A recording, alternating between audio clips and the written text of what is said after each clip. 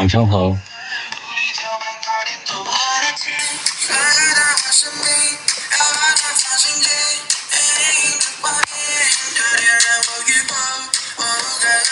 马上开始啊，我们的剧圈直播，现在等一下，直播，现在等一下，30准时开始，准时开始。新帽子吗？不是，这个帽子到了好多天了，然后只不过一直没戴。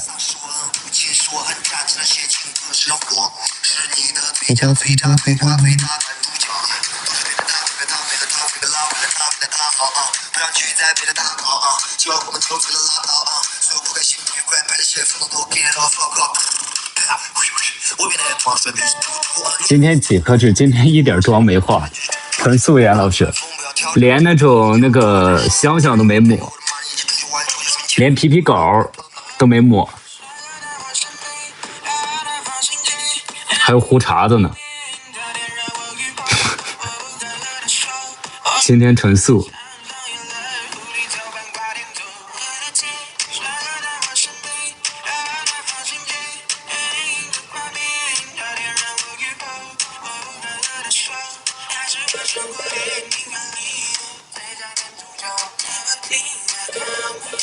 等一下，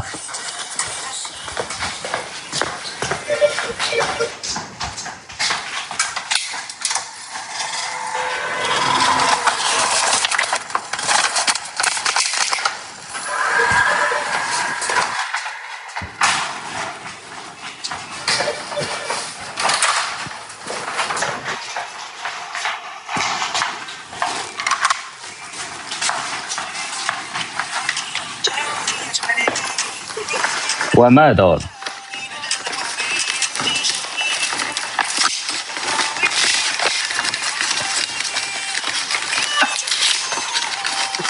今天嘻哈吃，今天安生，今天准备迎接安生。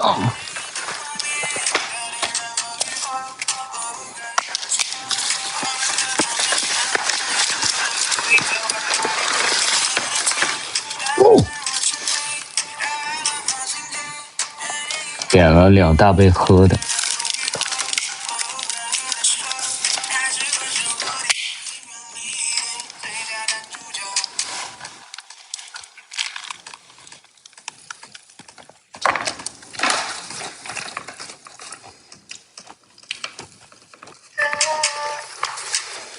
牙上有东西，太尖了。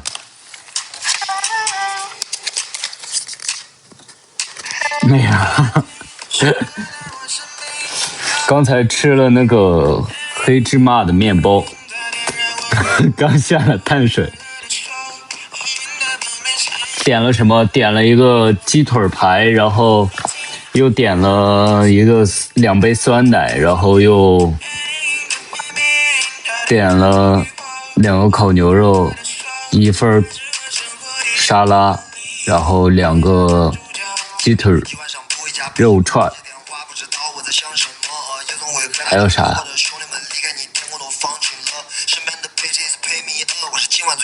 好像就这些。黑芝麻面包，对，但是那个热量有点高，那个我就嚼一嚼尝尝我就吐了，没咽肚子里，因为后边还有工作嘛，就先不吃。然后这些的话都是那种热量没有那么高的，就还好。接受连线了啊！欢迎芝芝。嗨 ，Hello，OK， 这不瞎倒吗 ？Hello， 听到我说话吗？大家？听到。OK， 然后我们继续。好，等一下，我给我粉丝喝一口。没事，来吧。下面我们欢迎我们的小易，我们等大家都齐啊。好，等我们都齐，我们就正式开始我们今天的直播。我们邀请一下我们的小易。好，小易上了吗？我们看一下。欢迎大家！然后大家有什么想对我们这部剧说的呢？也现在可以把我们想说的话打在我们的公屏上。我们马上等我们所有的主创们已经就位好，那我们就正式开始我们今天的直播。欢迎大家也是多多关注一下，好不好？来，我们看一下，我再邀请一下我们的小易。好，我们再等一下。OK， 我们再等一下，我再邀请一下。我们再等一下。好，我们再等一下啊，没事，我们幸福的时光总是需要一些这个等待的。我们有刚刚那个进直播间的各位。好饭不怕晚，就像我们的一家三口一样。那个大家有什么想说的话，现在可以打在我们的弹幕上啊，然后或者说有什么想对我们这部剧说的话，也可以在弹幕上打出来，然后和我们各位一起来分享分享啊！现在是我们一家三口在同班第2季首播的直播活动。是的，我再连一下。瘦了，夏导。哦，可以了。我为了这次的直播特意减肥，对，真的吗？真的。你要再瘦点，安生给你演啊！来了，欢迎！小玉听到吗 Hello， 听到我们比个大拇指好不好 Hello， 一姐。听到吗？听得。好，那我们就正式开始了，好不好？好。OK， 我们全网正在蹲守直播间的各位同学，大家晚上好，这里是一家三口在同班第2季首播直播的活动现场，我是主持人王春辉，也再次欢迎大家，也欢迎我们的主创们，欢迎夏导，欢迎赤赤，欢迎小易。谢谢。大家看第1季的嘛，第1季我们共同见证了就是一对特殊的同班一家，从鸡飞狗跳再到渐渐理解。那这一季我们玩了个更大的，直接穿越回80年代，那个穿着校服，然后骑着我们的828大杠自行车，用磁带悄悄录下悄悄话的这个年代。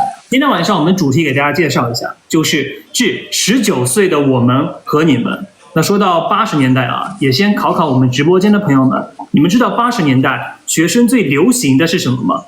大家可以打我们的公屏上看一下80年代流行的是什么。最流行。今天我们也准备了，当然是我的听歌神器。每个人都准备了小宝贝啊，还有我的游戏卡片。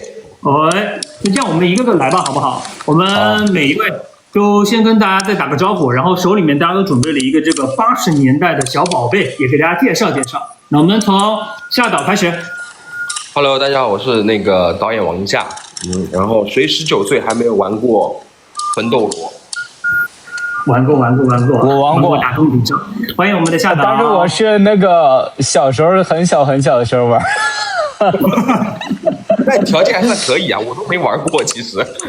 追着求哥哥们带我玩，当时也是。那我们下一位吧，我们请那个小叶跟大家打个招呼，然后分享一下手中的那个小宝贝80年代。Hello， 大家好，我是王小艺，我在一家三口在同班2中饰演的是陈诗妈咪，然后我手里的这个，这个是个随身听啊，大家可以看到很大一个，现在我们手机都只有这么大，它这个还这么大一个，这个还是这个牌子货，家人们。家人们，一看就是有点实力哈。行家啊！欢迎我们的小易，一出现，我们的直播就会充满一段满幸福的回忆。好，欢迎小易。那接下来我们欢迎一下我们的赤赤。Hello， 大家好，我在我直播间里介绍我自己啊。大家好，我是演员周赤，然后饰演的是陈安生，在一家三口。然后这是我的上劲儿了。给观众伙们磕个头吧。这是小青蛙，但是说实话，其实我在很早之前还摆地摊卖过这个东西呢。真的啊，对，那也是很有生活了啊！欢迎我们的智智，虽然今天没吃晚饭，但是现在已经饱了，因为看到我们赤的颜已经吃饱了。今天欢迎智，哎呀，吃饱了。欢迎几位！今天晚上我们直播不只是剧宣啊，更像是一场跨时空的同学家长会。同时呢，我们也看到开播之前有很多他们在问我们关心的爸爸的扮演者王艺磊，在这里呢也和大家说明一下，我们的艺磊老师因为身体原因还在休养当中，所以这一次没有办法和各位见面啦。我们也在转达一下他的心意。他十分感谢大家一直以来的支持和喜欢，也会和我们大家一起线上云追一家三口在同班2，好不好？感谢各位的支持，我们一起云追一下。同学们，现在我们就要进入到第一堂课。第一堂课我们的名字叫做聊聊成长的新故事。然后很多观众第一季看的时候都是感觉搞笑啊和心酸，那第二季我们就看了几秒钟的预告片啊，就开始鼻尖酸酸的，有感动。那也想先请我们夏导吧，跟大家分享一下从这个创作的角度，第二季的核心在哪里？其实第一季它是讲的是看见冲突，对，就是妈妈回到儿子18岁和儿子去缓解以前的一个关系，然后第二季它其实是看见彼此，就是我们第二季做的整个故事呢是不仅让母子同班，同时呢更让他们的梦想同频，对。然后其实陈诗重拾年轻时的设计梦，然后安生呢在支持妈妈的过程中和妈妈相处的过程中，知道妈妈生活的不容易，然后呢也找到了自己的责任感。然后第二季其实想说的是，最好的亲子关系是一起成为更好的人。对，其实我们之前杀青的时候抛过2个问题，其实大家去看的时候可以带着这2个问题去看。第一个问题呢是，如果你消失的话，你妈妈可以过得很快乐，你愿不愿意消失？第二个问题是，如果2个相爱的人在一起，你知道未来可能不是很好，在当下你们愿不愿意在一起？这就是一家三口2所传递的2个问题。对，哇，谢谢我们的向导，这2个问题真的好有深度啊，值得回味很久很久。对，那问一下我们的赤赤和小易，第二季的核心你们感觉心在哪里？也分享分享。我觉得陈诗这个角色，他第一季的时候是一个为了孩子可以放弃一切、放弃所有的人，想让就是所有的心都在孩子身上嘛，为人父母嘛。然后第二季的话，他其实更像是从孩子的身上实现了一个自我的成长，他的重心也会偏回到自己身上多一点，一个是妈妈帮儿子，一个是儿子帮妈妈。我觉得就每个角色都是在每一季第二季当中都是有了一个新的成长。然后从观众视角来看的话，我觉得爱也是相互会让彼此成长的。那我们也请赤赤分享一下第二季你觉得心在哪里？首先心在哪里？心在同班，上个班是那个什么，在学校里的一家人、一班人、同班同学，现在是工厂里的同班。反正也是同班上了。对，还有很多新的利益在那放着吧。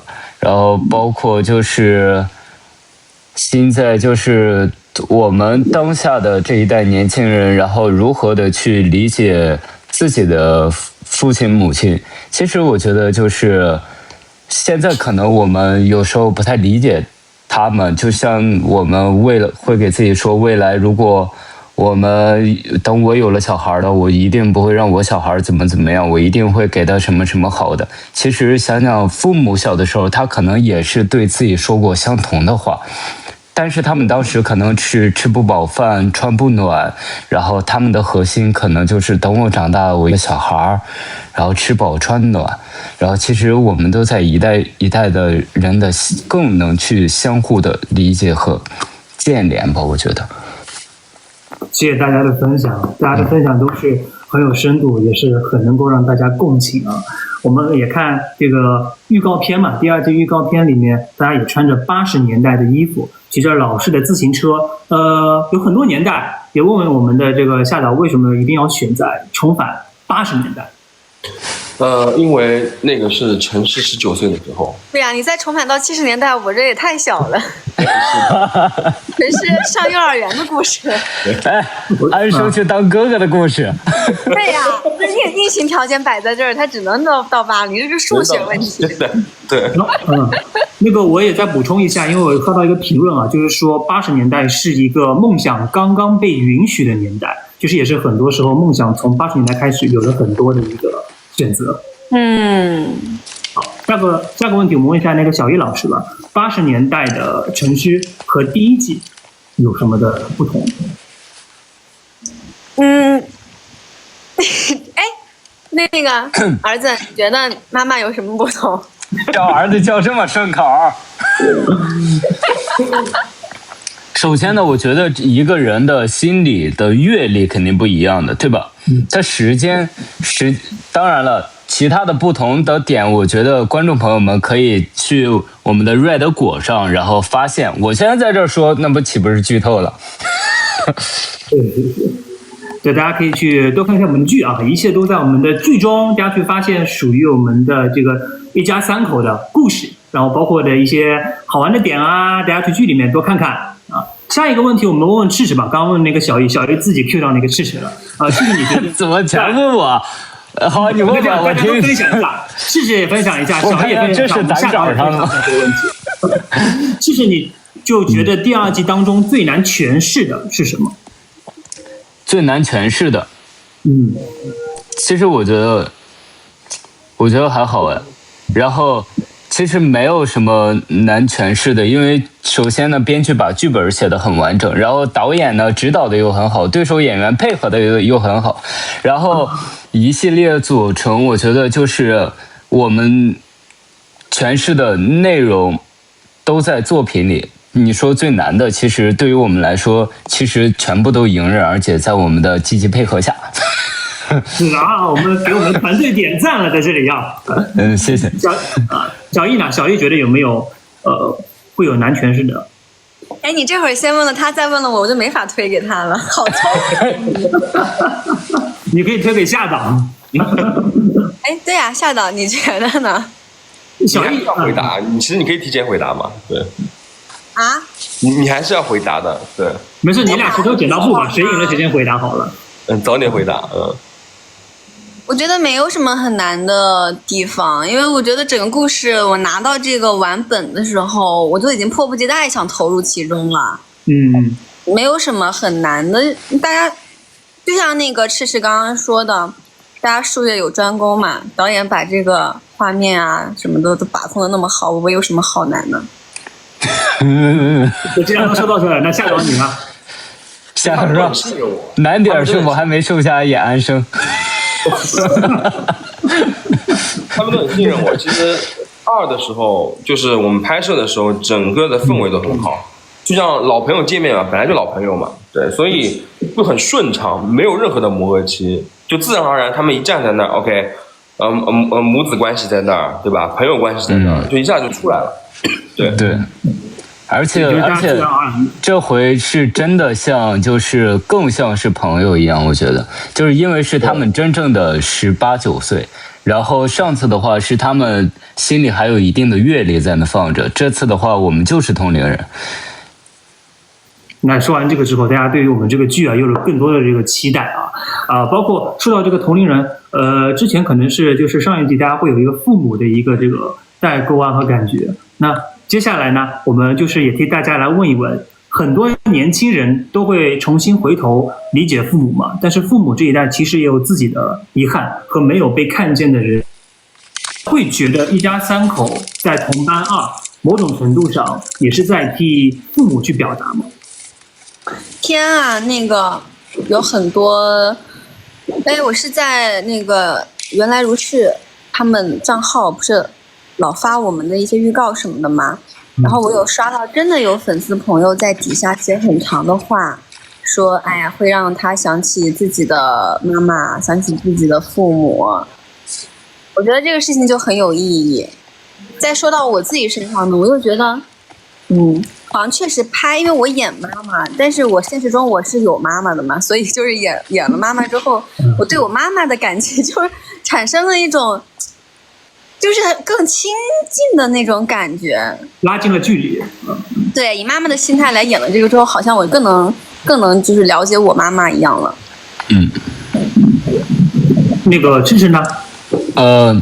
我演完的时候，其实我在拍摄期间，因为我一直是跟我爸爸妈妈一块住的嘛，然后回家就在洗漱的时候，我就问过我妈一个问题，我说妈，你小的时候有没有幻想过，如果自己有孩子，然后你想给他一个什么样的生活？然后其实我觉得更能以他的视角去看待，其实他们也是第一次做父母嘛，然后大家都是第一次做父母，肯定有些就是没有，就是不会100%的，就是达到一个就是可能孩子心目中的合格线，或者就是怎么样？我觉得我们应该去更能的去理解和包容他们，就是包括我们现在，如果下一代 AI 这么发达，对吧？然后他们的成长速度可能会比我们更快，其实我们也会跟他们存在一定的代沟啊，或者什么的。其实我觉得还是要多理解，然后多去站在双方的角度去想一想。我们也是需要多一些跟父母啊一些沟通啊，双方立场上的一个理解。可能站在他们的角度来说，可能我们作为就是我们如果是父母这个角色来说，我们也不一定会100%保证给他们做到。所以我觉得我们这部剧也是很好，能够拉近和父母当中的一个沟通和交流。是的。这是有没有就是这部剧演完之后，然后跟就是爸爸妈妈聊完之后，会跟父母的感情也会更好一点，更像朋友一些。我跟我父母的感情一直都很像朋友，真的，一直做得很好。怪不得在剧里面演得这么好，原来是家庭氛围就很好啊。我跟我爸妈都跟兄弟姐妹。好朋友，好朋友。啊，那到夏导了，夏导也分享吧。其实我拍完之后，我做了一件事情，就是我回去翻看了我父母年轻时候的照片。对，就是没有拍这个剧之前就翻照片啊，就只不过啊，这是他们年轻的时候。但拍完这部剧之后，我看他们年轻时候的照片的感觉是不一样的。对，我觉得他们也比我潇洒过。对，我可以理解，我爸那个时候是烫过头的。我以前在想，他烫什么头？有什么好烫的？看完之后，我觉得他们其实也拥有和我们一样的19岁。对，其实父母也是拥有他们的花季的年纪啊，拥有他们这个想要表达的时刻，他们有他们的这个潮流，也是让我们更加理解这个爱啊，理解我们的家庭。那还有一个问题，我看那个评论区也大家分享的也蛮多的，就大家是怎么理解18到19岁这个年龄段的？几位看来这部剧真正想拍的是青春本身，还是人在青春里第一次学会理解爱和家庭？很有深度的这个问题。天哪！我说谁先说啊？我不是，我只是想表达一下，就是这个就是演的时候没有想这么深，老师。我现在可以想。现在其实我觉得青春不一定是就是要学会爱或者干嘛的吧，青春也有其他的很多的东西元素在的，对吧？每个人的青春也都不一样的。其实说得很好。青春其实很长，我觉得也不是局限于哪1-2年。对，是的，我觉得我现在也正青春，18、19也正青春，我觉得夏导也正青春，永远18岁、19岁。夏导呢？夏导正青春着呢。夏导卡了。夏导在吗？夏导。哎，下线了，夏导你卡了。夏导，快回来！夏导在不在？他卡了是吗？非静止状态。我卡了吗？没卡，刚才是不是青春了去？青春一下，夏导到你分享，肆意张扬一下。我不卡吧？现在 OK。我不卡吧？你青春。就是我觉得，我说实话，90后你会发现，每一代人都不一样的，特别是90后会从来就没有意识到自己已经30几岁了。我现在只认为自己是25、26岁的小伙子，因为时代的问题。我相信可能到下一代00后那一代，他们可能永远都是一种青春的状态。对，我觉得青春是一个好东西，青春是可以就是你有青春的心，你就可以去挽回很多未来的事情。对，那让我们大家一起保持青春，保持年轻的心。然后现在是真的有些朋友们是在这个18、19岁的，那大家也是这个会对18、19岁的朋友们现在会说一些什么？首先就是马上即将高考的18岁的朋友们哈。因为最近有在后台有收到一些私信，就有的朋友们因为即将面临高考了，很紧张嘛，然后我不禁就想到了我们曾经高考的时候也很紧张，然后都是希望可以给他们就是那个儿子快点鼓励一下大家，说点鼓励好。加油！高考顺利哈！希望大家都可以像安生一样，就是考出比自己预期还要高的成绩，超常发挥。记得看看安生，沾沾安生的好运气。好啊，看看安生，看看我们的好运气。刚刚我们聊的都是一些走心的话题嘛，那今天我们跟大家还是要一起玩起来。在一个班里面，大家也会多一些班会啊，这个玩游戏啊之类的。所以我们今天也准备了几个小游戏，看看几位的默契度如何。第一个游戏我们叫做默契大拷问，我会给出一个问题，然后几位必须同时选择心里最符合的那个人。说出他的名字，然后大家也可以在我们的弹幕当中一起来发弹幕，看看好不好？来，准备一下。游戏环节，游戏一是默契大拷问 Round One。来，第一个问题，谁最像学生时代上课偷偷传纸条还假装认真听讲的人？3、2、1，吓到。安生。现在说夏导的最多，那个我们赤赤和小易为什么觉得夏导是会偷偷传纸条，然后还认真听讲的？因为他心思很活络啊，就是他有的时候天马行空，脑子里东西会非常多，所以他应该是那种就是比较有这种小动作比较多的人吧。赤赤呢？为什么你觉得是夏导？首先呢，就是陈诗，他是高中就毕业了。然后他应该传纸条没？不是，剧情里嘛，就是他说的不是上课偷偷传纸条吗？咱俩都不是那个爱学习的料。我是爱学习的料。我靠，大家都爱学习，可能学习的位置不一样。安生上课不传纸条，是因为他光睡觉了。安生直接上课讲话，传啥纸条？夏导，你自己说，就是你自己是不是那个时候会传纸条，然后假装还认真听讲课？我真的是啊，对，其实他们没有说错，对，因为我觉得就我们那个年代，手机还不是很流行，对，所以我们的通讯方式只能用这种最简单的通讯方式，对。去聊一些自己的小心思啊，其实就很青春嘛。但这个不提倡啊。传的啥？纸条里面写了什么？我想知道，大家想知道写了什么？这个就是我知道，我知道写的什么，写的6月1号看一家3口在同班。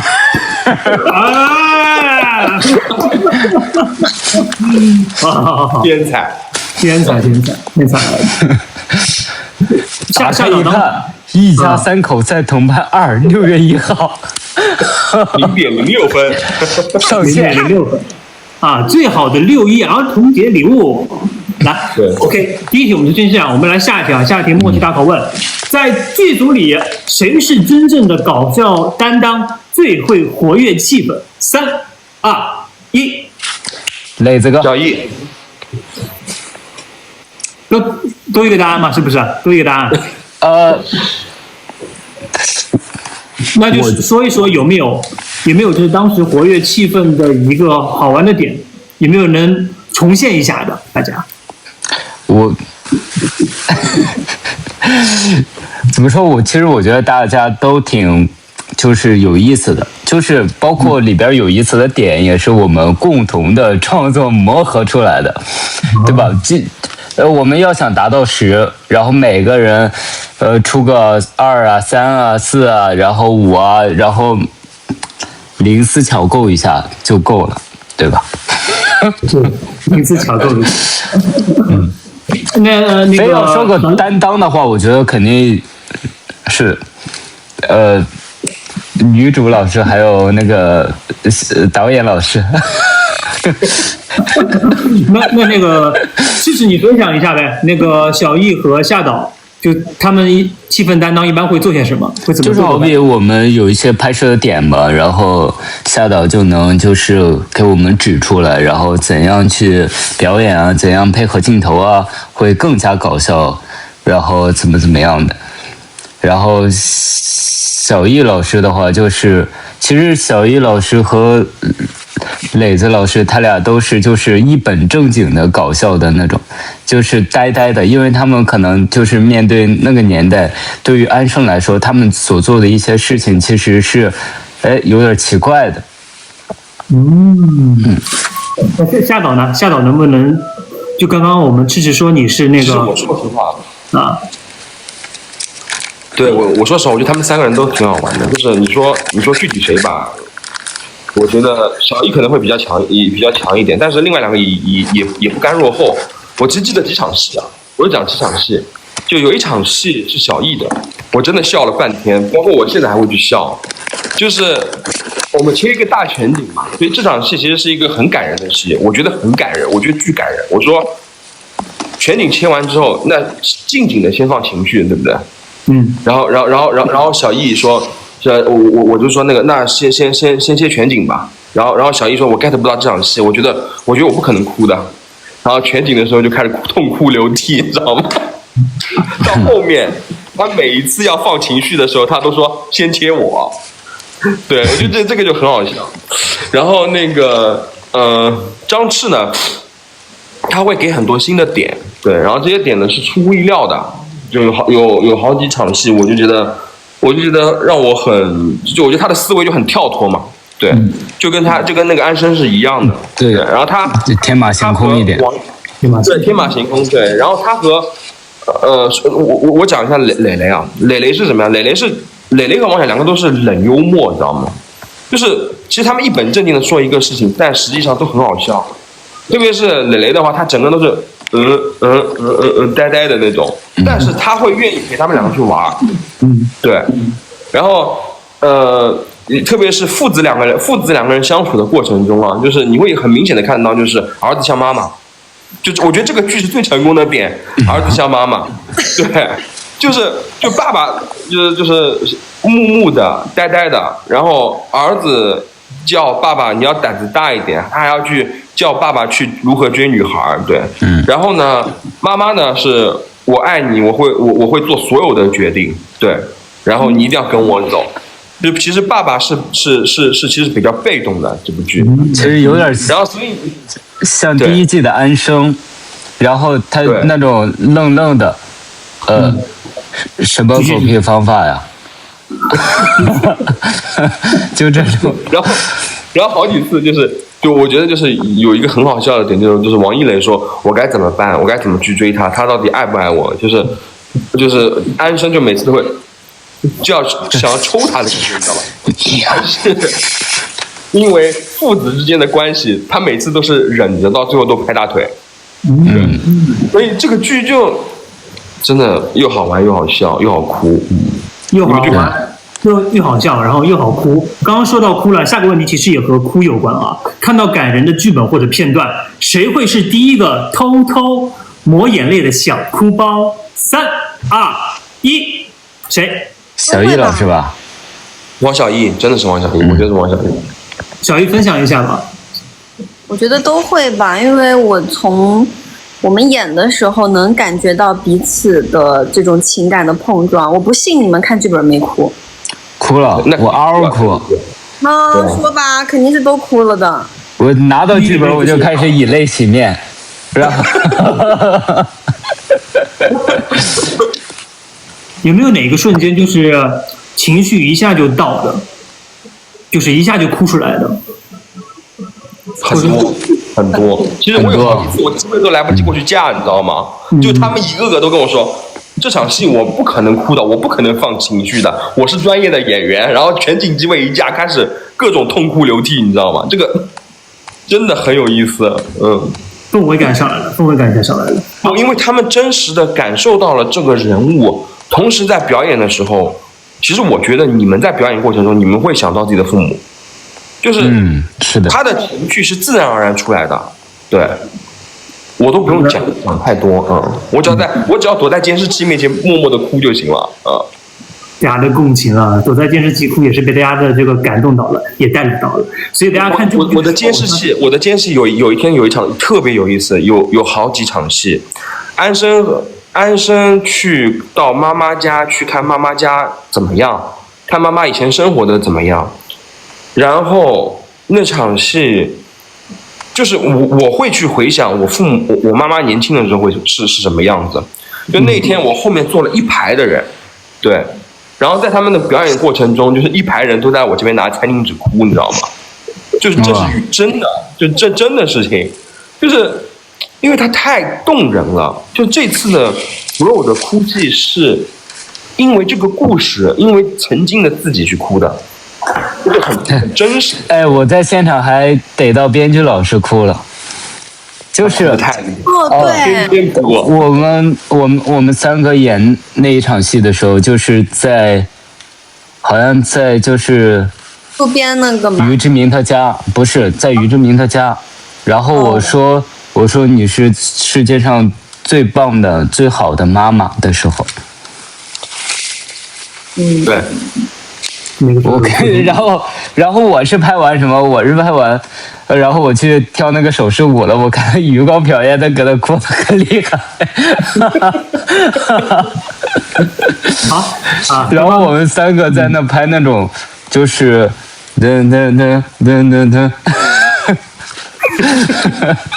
其实我还记得印象很深了，就是那场戏哭完之后，然后我们又再来了一遍，你知道吗？就是那这个戏剧点就出来了，就是那个王一磊老师磊嘛，他怎么样？他在拍戏的时候，就是陈师要给他拿药，陈师不小心把他给就是捅了一下嘛，然后他摔了一跤，他摔了一跤之后，他的椅子是真的摔到了那个椅子上，他屁股是真的摔到了椅子上，硌到那个硬的了。哎，我发现。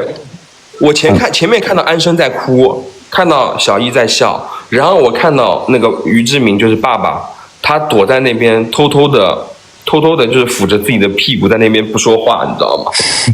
是真的痛的。听着都很痛啊，听着都很痛。好，其实他那个椅子也砸到我的脚了，所以我就知道他肯定是真摔了，但是我又没办法，就是表现出关心或者怎么样了，我就。我给他抹的红花油。好，刚刚我们本来是默契大拷问，聊着聊着就越聊越多。那接下来我们来个那个快问快答吧，好不好？好。犀利快问快答，看看谁是最80年代。然后规则很简单，就是我提问之后，然后几位老师准备抢答，好不好？来，好，准备啊！80年代的爆款电子产品，江湖人称红白机，用黄色卡带能插2只手柄玩魂斗罗的是什么呢？3、2、1，大佬抢答了，小霸王。对，年纪摆在这儿，没办法。赤赤和小艺玩过吗？玩过啊。那举例还有什么游戏？除了魂斗罗？雪人兄弟。铁人兄弟啊，还有马里奥。好，马里奥啊，超级马里奥。好，下一个快问快答，对暗号了。脑袋大脖子粗，下一句是什么？3、2、1。这个咋说呀？是我。就是下一句脑袋大脖子粗，下一句。就是我觉得你在点我。这是什么？我怎么这个主持人是干嘛呢？是导演。这个是一个非常流行的这个一个小品里面的一句话，大家就是看之前春晚的话，应该会知道是什么。不是大佬就是伙夫，不是大款就是伙夫啊。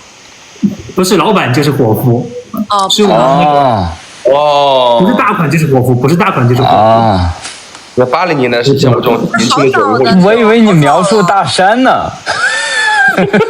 我知道那个其实是01年的，他可能没看过这个，那个播的时候他还小。是不是？懂吗？完了，我们下一题啊，下一题。3、2、1，宫廷玉液酒。180一杯。哎，抢答正确，180一杯。还记不记得当时是什么小品？小姨，那个，谁演的？还记得？是几位非常著名的老师演的。对，我其实看过这个，我也看过。下一题啊，下一题。80年代的运通货，上紧发条会自己往前跳。那个青蛙呀。抢答了，我还没说3、2、1，3、2、1回答正确啊！铁皮青蛙往前跳的嘛，刚刚那个知识已经说过了。那真是硬通货呀！对，硬通货。一根弦，2个人，翻出降落伞五角星，简单的绳子也能玩出花，是什么童年游戏？翻花绳。回答正确。你们会翻吗？就是这样。会，我可擅长啊啊！一勾都是勾了，一勾一勾。来，咱玩一把。来一把，来一把。我们那边叫挑帮帮。下岛接上，下岛接上。该我了，我再接一下给下岛。你看。6一起看。来，小玉你怎么什么都知道？可以的。小玉没回我。小玉你怎么啥都知道？发现很多梗都知道。特别是那边好像叫撑皮筋儿。撑皮筋。挑事儿啊。然后挑帮帮，挑帮帮。下一个，再下一个。好。叫魏淑芬，女，29岁，至今未婚。这句经典的1989年春晚的台词，出自哪位喜剧演员之口？3、2、1，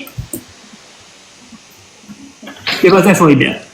你再说一遍。我刚刚耳机那个什么了，你再讲一下。我再说一遍。家人们，俺叫魏淑芬，女，29岁，至今未婚。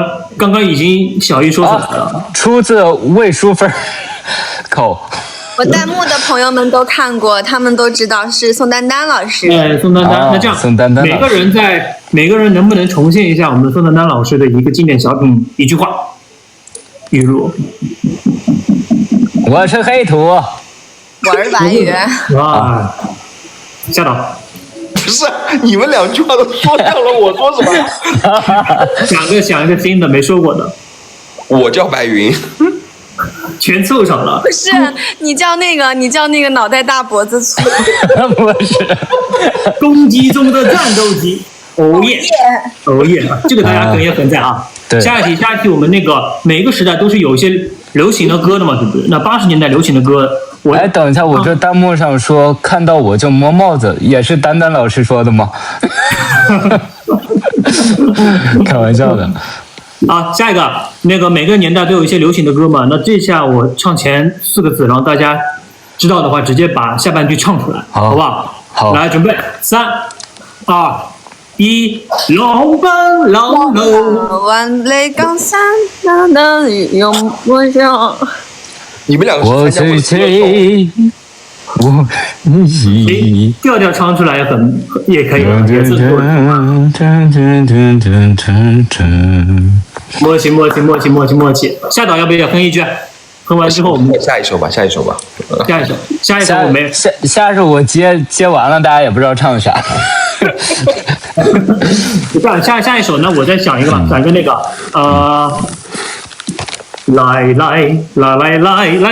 来，接。来，你挑着担是这个吧？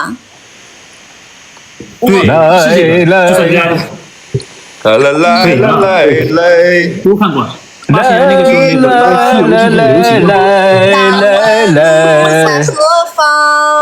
路在脚下。好，可以了，都来啊！路在脚下，好剧就在我们的6月1号。大师兄，师傅被妖怪抓走了。太有梗了，突然之间来了个特效。停不下来。刚刚我们聊了很多啊，就是每个人学生时代可能的样子。然后今天主题再 Q 一下，是至19岁。也想问问3位，现在的你你19岁自己想成为的样子吗？如果有机会的话，想对19岁的自己说什么？我先说吧。其实我觉得啊，就是在年轻的时候一定要许愿，然后在19岁的时候一直想。我小时候呢跟自己说，我说我长大了一定要天天看电视，天天看电视。然后我现在实现了，我每天在看监视器。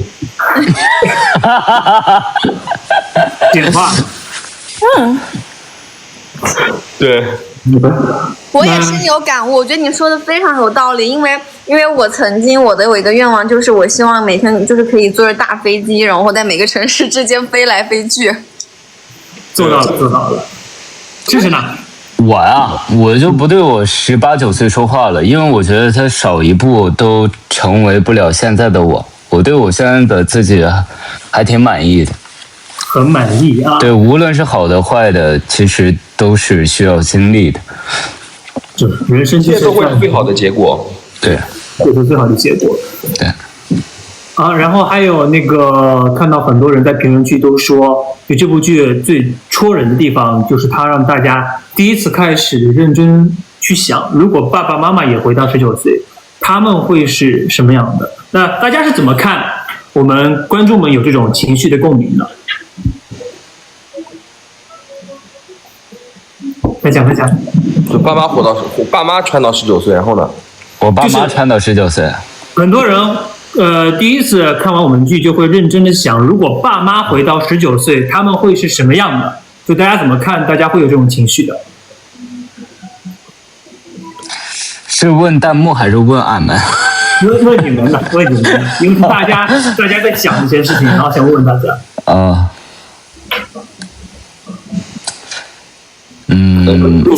就是问我们是吧？我们对，问我们主创们，如果爸妈回到19岁，他们会就是这个问题，我再重复一遍啊，就是这部剧很戳人的地方是我们这部剧让大家第一次开始认真的想，如果爸妈也回到19岁，他们会是什么样的人？然后我们主创们是怎么看待观众们会有这样的情绪的？因为我觉得这是一个，其实我说一下，就是一家三口2，它不是一个孟和的故事。我非常不喜欢孟和的故事，为什么？因为他给大家造一个梦，但是呢，到最后告诉你这是梦。对，但一家三口1和2，它不是梦，就是特别是2可能会。2会告诉你什么？就是你父母在一起，可能是在他们年轻的时候遇到的人有关。对，而那个人改变了很多事情，但是他们忘记了。对，而那个人可能是你。就是他。就刚才我说的，就是怎么说，少一步都成为不了现在的我。然后大家可以看看，其实也是少一步，他们可能也不会变成现在的他们，就是安生的爸爸妈妈，还有他整个家庭，是吧？一切都是最好的安排。对，他们其实也是有好多的连接在那放着的。小易呢？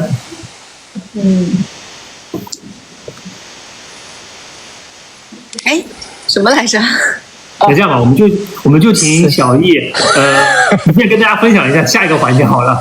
我们提前收集了很多粉丝的留言，然后其中也有信，挺打动我们。我们就请小易替我们大家读读看吧，好不好？好。信已经在我手里了，我是第一次打开。这里面还有个什么？是这个没事。一排都凉了。好，来这个粉丝 ID 来大家听啊。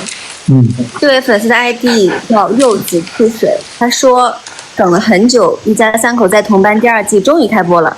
这部剧让我第一次认认真真的想，我的爸爸妈妈18岁的时候是什么样子呢？我好像从小就习惯了他们无所不能，妈妈永远知道药箱在哪，爸爸永远收得好家里所有的东西，他们好像生来就是爸爸妈妈。可我忘了，他们也有过18岁。我曾经翻到过一张旧照片，妈妈扎着2个辫子，穿着碎花裙子，站在树下，照片背面写着日期，那一年她正好18岁。我盯着那张照片看了很久，忽然觉得好陌生。那个少女怎么会是我那个每天唠叨我多穿点少熬夜的妈妈呢？爸爸的18岁我从奶奶说过，他那时候特别倔，高考落榜后一声不吭地跑去工地搬砖，说要自己挣学费复读。后来真的复读了，也真的考上了。我认识他的时候，他已经是一个沉默寡言的中年人了。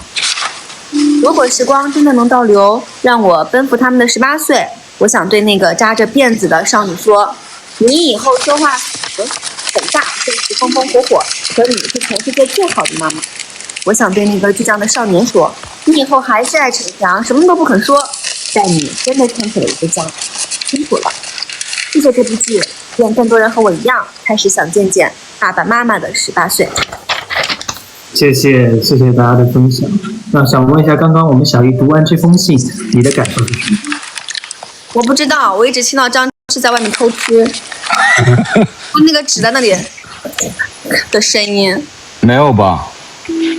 我其实觉得这个就像是我们刚刚那个问题嘛，他就是通过这个剧里面的爸爸妈妈他们回到了年轻，而想到自己的父母的年轻的时候，然后来写的这一部戏，让他们也更加好奇自己的父母年轻的时候是什么样子，因为他们认识到父母的时候，父母已经是一个中年人了，其实是没办法跟他们一起过青春的嘛。对。说完我们的青春，然后也读了我们粉丝的信，还是要回到我们的主题是19岁嘛。19岁也有一个绕不开的话题，就是高考。正好再过几天有很多的孩子们，我们的宝宝们要进入到考场了，那也很好奇啊，就是3位老师当年高考是什么情形，然后考完之后第一件事去做了什么，那我们都分享一下。夏导先分享吧。其实我考学这一块其实都挺顺利的，就是我没有那个什么过多的那个应急记忆嘛。对，其实我说实话，我考完之后就，我填志愿的时候，对，我当时填的就是我父母想让我做医生和做律师，对，但是我偷偷的填了那个影视广播编导，影视导演方向。然后当时考完之后，我妈那个时候跟我说了句话：“你去念书吧，如果你爸不支持你，我给你掏钱。”哇，立体。对。那小易呢？我高考的时候特别紧张，因为我不是一个学习很好的料子，然后反正就是很紧张。但是考完我就把这事忘了，我去染了个头。就是考完之后，很多人也会去做一个让自己开心的事情，释放一下压力。这没有尝试过，因为以前上学是不让染头的嘛。然后考完试了之后，我就去染了个头，就做一下之前没有做过的事情。对，尝试没做过的事情。然后确实也分享一下。我呀，其实我家里人对我考多少分这些，就是没有太在乎。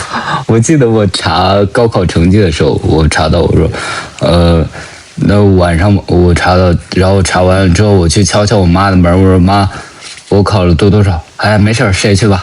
我说好，回去是啥事？因为其实就是，怎么说？我家里人心态还蛮好的。心态好是真的好。对。心态好很重要。OK。对，其实我觉得是心态很重要。如何保持一个好的心态呢？我觉得多出去看看，运动，然后多看看自己喜欢的剧啊。像我们的剧里面有好哭的地方，有好笑的地方，我们还是一部轻喜剧，也欢迎大家多这个考完之后也可以多看看，然后现在大家也可以看看，调节一下我们的情绪。我们也谢谢3位的分享。那最后我们也带着这一份青春的滚烫，要进入到今晚的最后一刻了。最后一刻呢？是的，就剩1个多小时了。青春的趣事到我们成长的遗憾，从自我的解放再到双向的救赎，今晚我们也读懂了一家3口在同班2的温柔内核。那我们也做一个很有仪式感的事情，我们也拍一张全家福吧，好不好？那说完全家福，我们有个很重要的，就是也少不了我们的爸爸，所以我们把爸爸也带到了这个现场。我们请大家一起来开个全家福，好吧 Hello， 磊子哥。Hello， 打招呼了。那说完3、2、1之后，我们就咔嚓，然后一起留下我们这张跨越时间的同班同学全家福，好不好？来，3、2、1，咔嚓，记录一下我们的全家福。这个来看我们的一家3口在同班2哦。好，谢谢大家都截到了啊，我们也恭喜大家成功毕业。最后的时间马上跟大家说再见了，也是要到高考了。我们几位老师也每个人一句话送给马上要走进考场的同学们，给他们加油，鼓鼓劲。我先说吧，就是这一份呢是6一儿童节的礼物，但是各位学子呢都开始去高考也有住校，对，然后呢，但是这一份礼物永远等着你们来拆，但是你们的青春只有一次。一家3口2在同班2，永远等着你们去把它打开。好，谢谢夏导，永远等着我们大家打开，我们一起期待我们的6一礼物，大家加油啊！小易分享吧，有什么想对我们马上要高考的朋友们说的话？希望大家可以放平心态，那就是反正是做自己想做的事情嘛。但是也不要有太多的心理负担，因为这只是你人生中经历的一件事情而已，你还有很多很有意义的事情在后面等着你，就放轻松平常心就好，当做一次体验就好。好，谢谢小易，人生在于体验，谢谢。吃，首先呢，就是希望大家都能够考一个理想的成绩，比自己预期的还要高。还有中考的朋友们，还有小升初的朋友们啊，都要考好成绩。当然，就像小易老师说的，其实这就是人生当中的一小段。其实，就是无论是考好考坏，心态一定要好。就是未来，你要相信。未来的你一定能够接住现在的你，加油啊！一起接住。好，也非常谢谢我们3位老师的这个分享。马上我们今晚的毕业典礼到这里就要结束了，但是我们一家3口同班2的故事其实在刚刚开始。然后要再跟大家强调一下的是，我们这是一部轻喜剧，大家去看的话也会很开心的，会绷不住了，露出我们的笑容，噔噔。然后我们最后的环节马上跟大家要说再见了嘛。然后我们3位老师还有什么想对我们的这个观众朋友们还有粉丝朋友们说的话吗？我想说一句，就是家人是不会让你一个人去淋雨的，都会陪伴的。对，谢谢家人们。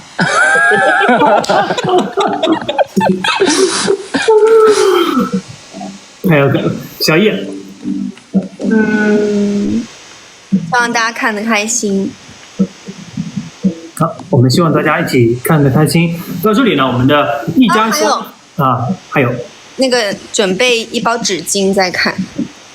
要准备，真的要准备，对，其实刚说完之后，然后包括我们今天的这个一整场接近1个小时的直播说完之后，其实这部剧也让大家有更多的兴趣，既好哭又泪点，然后又好玩又好笑。那大家也别忘了，今天晚上我们的这个也是0:066一儿童节的礼物也要送给大家，是我们一家3口在同班2就要上线啦。那我们接下来我们一起，要不3、2、1，跟大家一起说一个剧中见，然后我们就跟大家告别吧，好不好？好，来，3、2、1，一家3口在同班2剧中见，拜拜，多多关注哦，拜拜，拜拜，考好试，各位，拜拜，拜拜，我说要考好试，大家好好考试，收到。我会好好去准备的，放心。好好准备。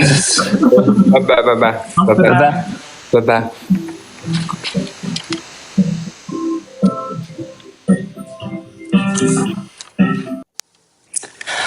Hello， 家人们。其实我再单独播一会儿。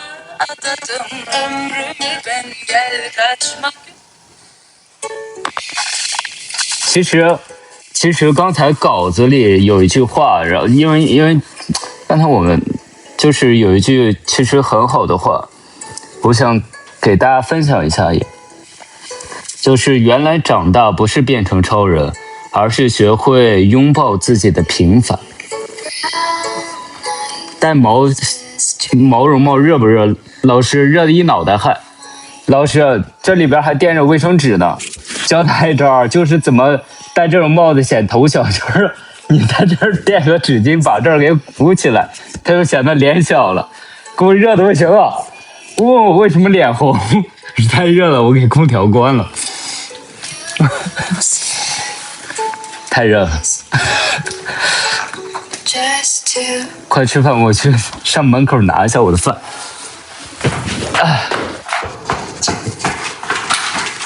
呀，我饭呢？呀，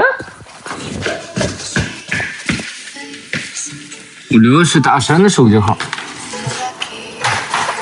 哎呀，给我热懵了。不过还行啊，没豁出去。鸡排在这儿呢，但是鸡排现在吃太狼狈了，因为我要把那个皮都给撕掉，等会儿下播再吃。刚偷吃一口，没想到声那么大。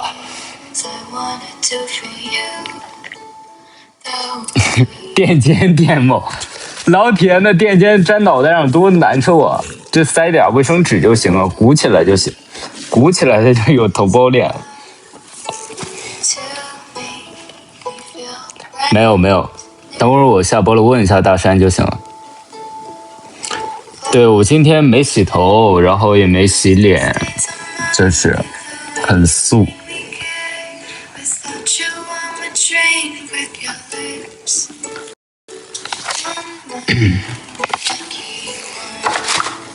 好好吃饭了，放心吧。安生长大了还需要过6·1吗？需要。吃饱们也需要过6·1。聪明的事儿，还行吧。贴双眼皮贴了吗？贴了，就这一点小心机。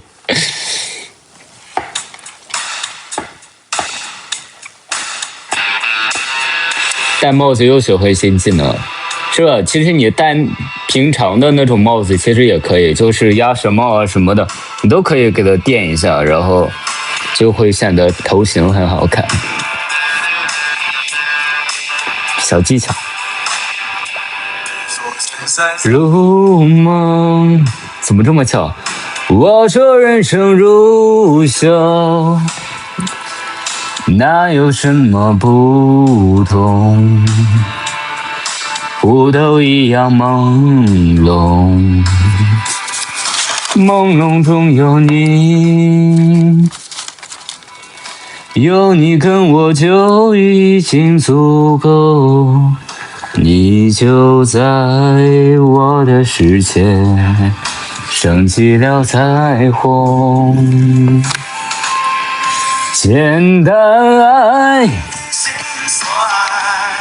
看。放心吧，这个真的是一个很治愈的1家3口2，而且它和1形成了一个闭环。这儿你真的很幸福，家庭氛围很好。其实不是的，其实这些我觉得是需要你去沟通和创造的。因为在我小的时候，其实我跟我爸爸的关系也不好，就我们1年可能说不到10句话加起来，真的像很多人一样，就是怎么说，我俩都是也不太善于交谈或者干嘛的。但是后来的话，不知道从什么时候开始，慢慢的学会了沟通，然后双方的话也开始多了，然后我也发现，其实父母呢只是年龄在那放着，其实他们也是个小孩，真的。其实他们所有人都是小孩，所有人都需要糖。你可以去发现，大家其实内心都有一个很脆弱的点，就是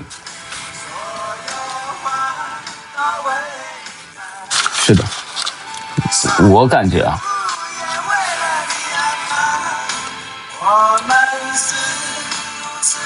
不同致命问题，更爱妈妈还是爸爸？我更爱我自己，他们也希望我更爱我自己，我也希望他们更爱他们自己。前世就已经深爱过。耳机就是苹果的，然后染了点颜色。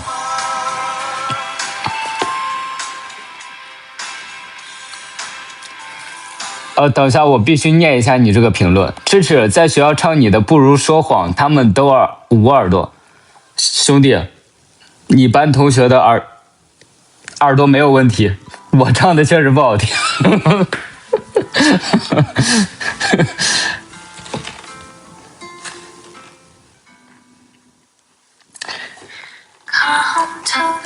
大家现在手机烫不烫啊？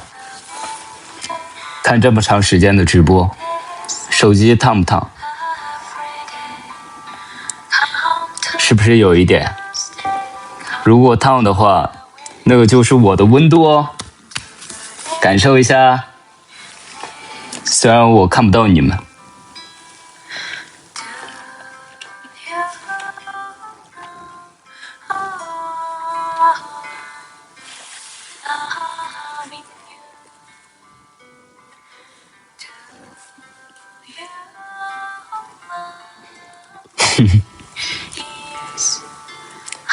加油啊！嘟嘟嘟嘟嘟嘟嘟嘟嘟嘟嘟。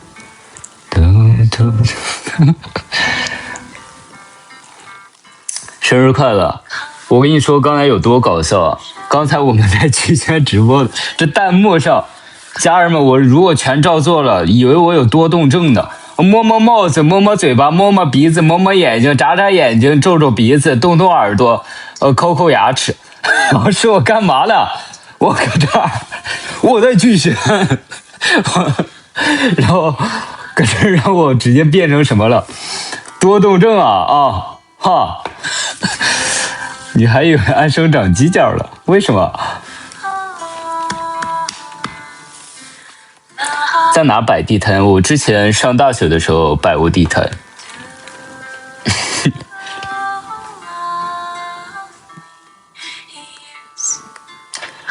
我刚刚说的，我给我妈妈就是高考成绩那个事儿也是真的。其实他们真的好像在我的成长道路上并没有太过于关心，就是我考的数字的高低。真的就是他们会就是更让我注重我的一些品行吧，我觉得。多动症不是安生标配吗？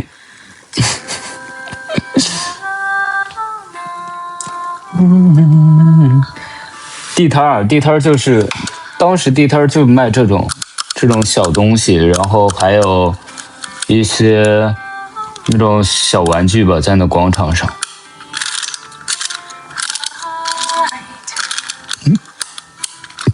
怪不得情绪这么稳定。就是我最近刷到抖音的一个话题，就是今天再大的事，明天也是小事，然后明年也都会忘记，啥的，反正就类似的。真的，时间会冲淡很多东西的。考试加油！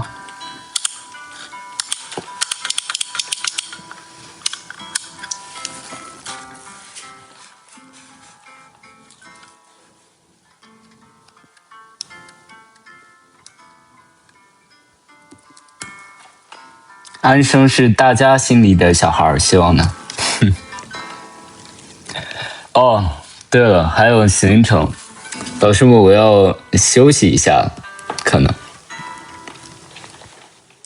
先简单的休息了，但是我的正式假期要6月5号之后才能开始，估计因为要忙一段时间，其实还有一些其他的工作安排，最近的。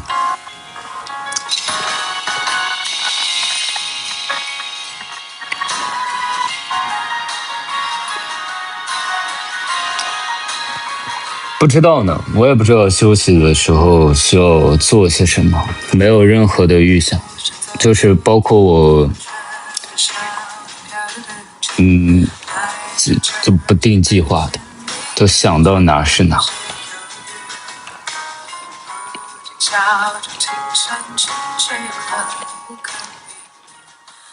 今天怎么就我自己？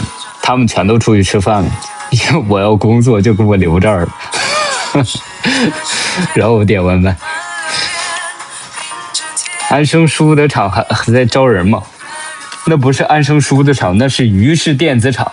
于氏是于之明的，是磊子哥的。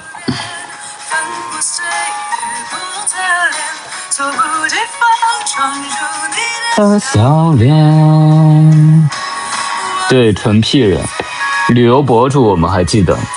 希望我可以更啊，希望我能多更一些内容，我会那啥的。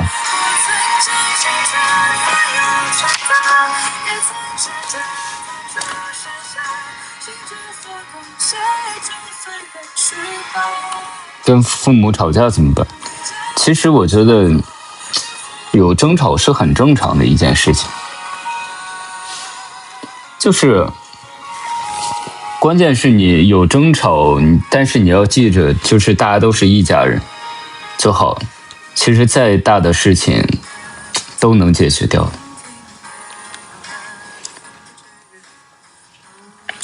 面对问题解决问题嘛，又不是要解决对方，是吧？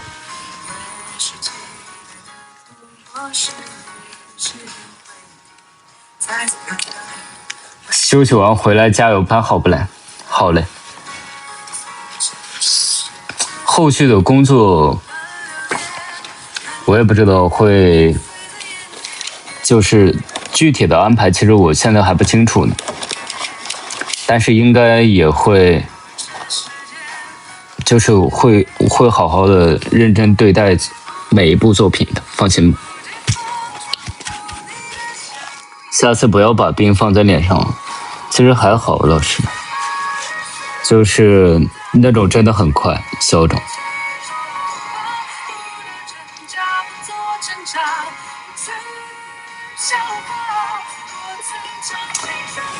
而且其实我休息的点还有一点就是，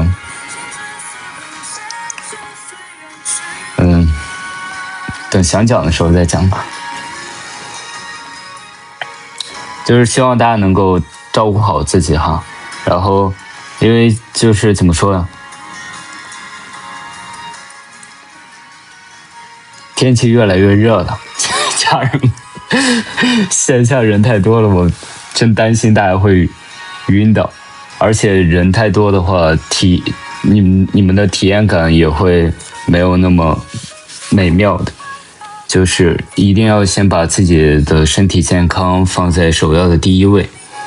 其实这上个组好多时候，我也像往常一样去给大家发一些东西干嘛，但是我怕就是大家会以为我是鼓励这种行为的。我鼓励的永远的都是你把自己照顾好的这种行为，因为就是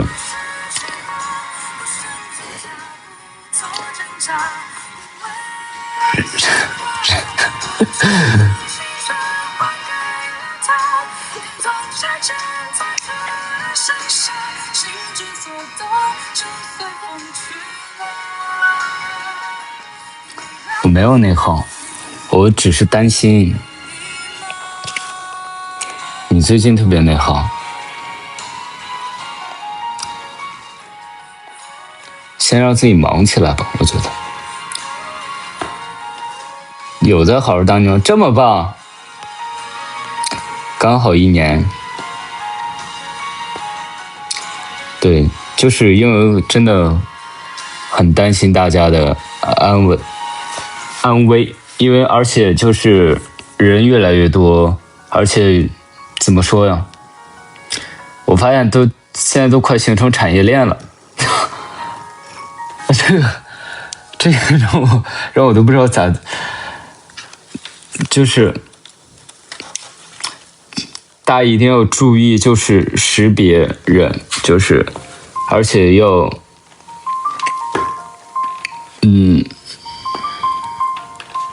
保护好自己吧，还是保护好自己。手上的镯子，爸妈打的。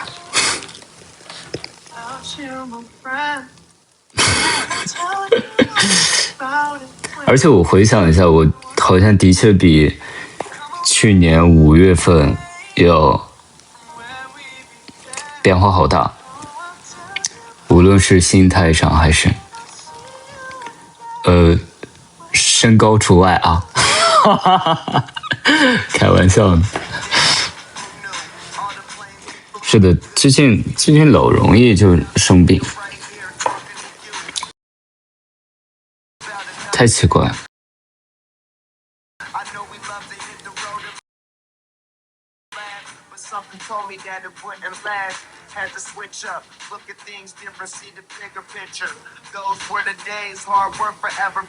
这18宫格翻了多久？都翻到去年的这时候了。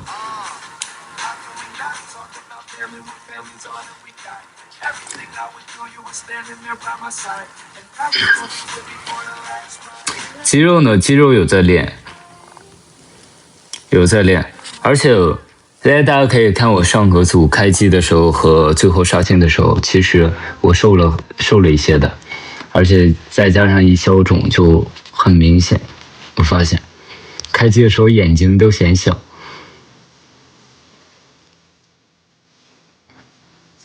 这次休息的话，我如果自己出去，我去我开车开不动了。去年已经长教训了，去年玩一圈黑了2个度回来，而且去跑滴滴了。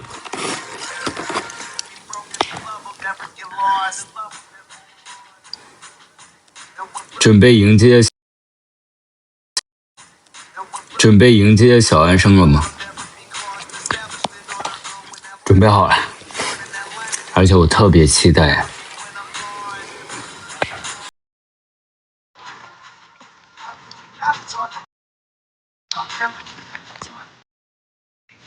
而且看起来好憔悴，没化妆了是，就正常的，其实就是这个样子，就是黑眼圈很明显，然后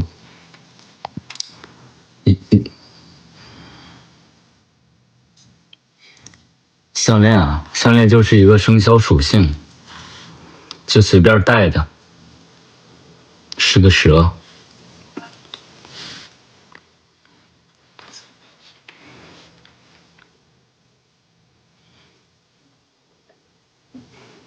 看安生下颌线，现在只有张志的下颌线。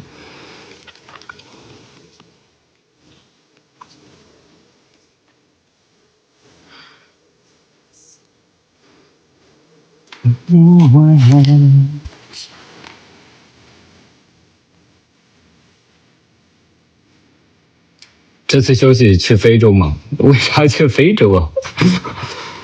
对啊，而且我感觉我最近胡茬也开始长得快。是熬窑的吗？奇怪。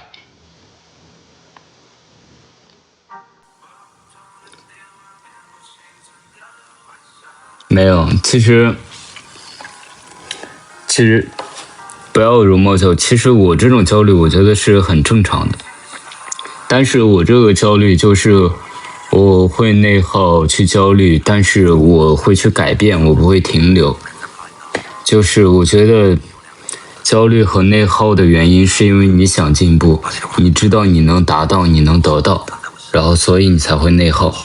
如果你看啊，现在让你去造火箭，你造不了，你内耗吗？你也不内耗，对吧？你根本就不会因为这个内耗。现在让你去移民火星，或者现在让你就是把喜马拉雅山然后再升高5厘米，我们都做不到。做不到的事情，你会因为这些内耗吗？不会吧，对吧？你内耗的话，可能就是你能够达到这个事情，所以你才内耗。既然我们能达到，我们就去把它给改变。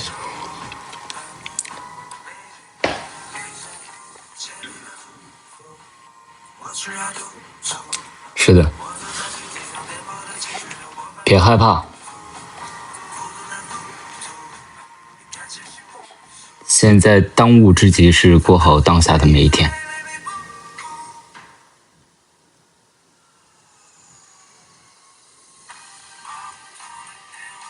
耳朵红红的，耳机。原来我要搞这么多事啊！对啊，你还得把月亮给整圆了。登月计划就交给你了。加油！最近有打游戏吗？开播前其实还打了2把，跟闹闹solo 了2把。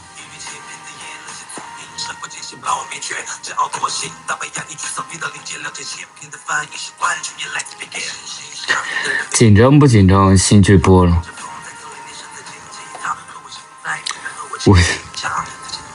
我刚讲的是还行吧，就是我期待就是大家能有更多的人发现就是这份礼物。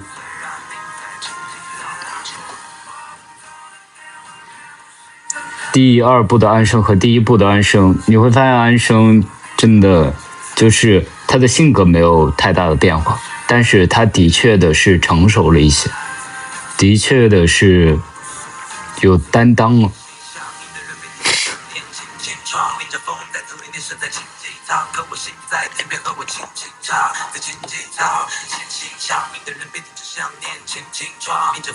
我也是，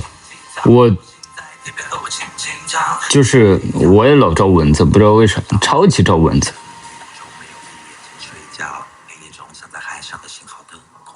裴总有没有资格投《安生》这部剧？你别问我，你去评论区问他们2个。是还有1个多小时吧，我们的《安生》就要跟大家见面。这其实真的是我非常喜欢的一个角色。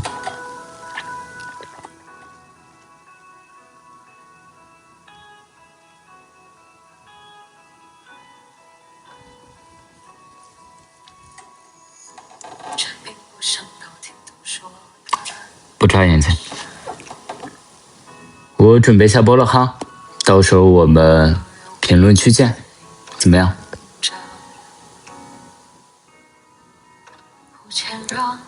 在1家3口评论区见。没有不舒服，没有不舒服，放心吧，我身体好着呢。什么鸡排凉？我才不是为了想去吃饭下播啊！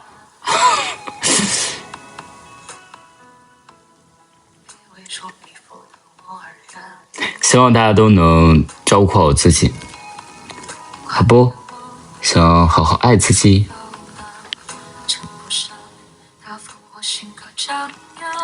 然后也希望即将高考的、中考的吃饱们都能考一个好成绩。加油，加油，一定可以。等你考不好了，我就说没关系，你依旧是最棒的。你考好了，我会说哇塞，你好厉害，我就知道。无论怎样你都很棒。我会对我未来的小孩也这样。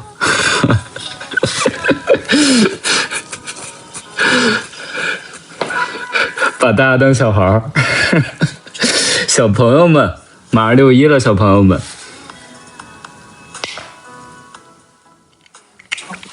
都真棒。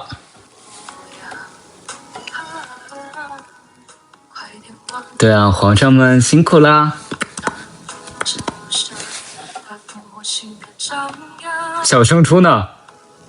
那幼儿园毕业的合影拍了没？你都小升初。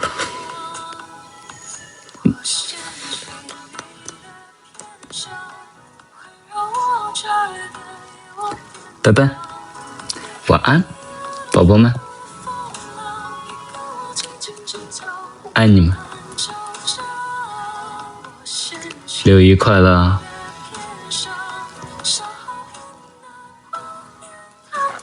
他不是前段时间一直想知道我信里写什么吗？我有句话想分享给大家，就是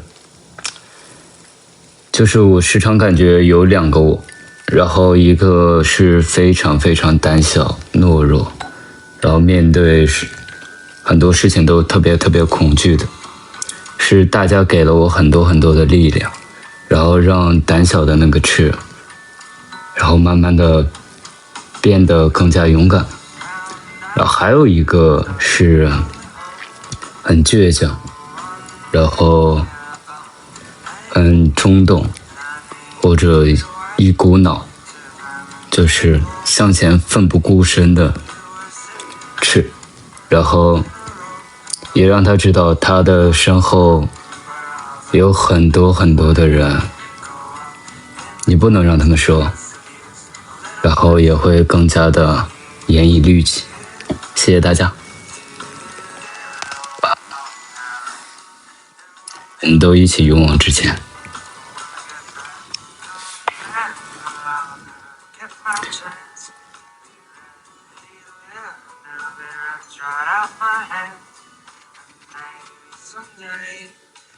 这个信不会发的，老师。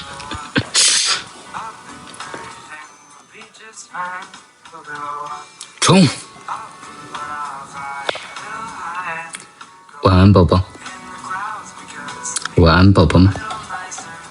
晚安，皇上们。晚安，皇上。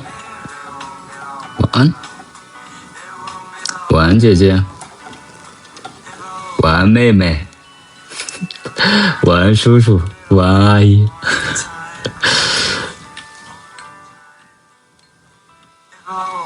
晚安，下吧。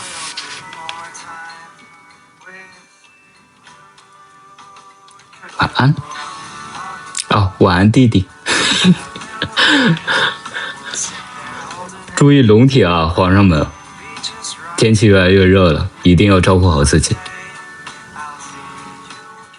好不嘞？下播了。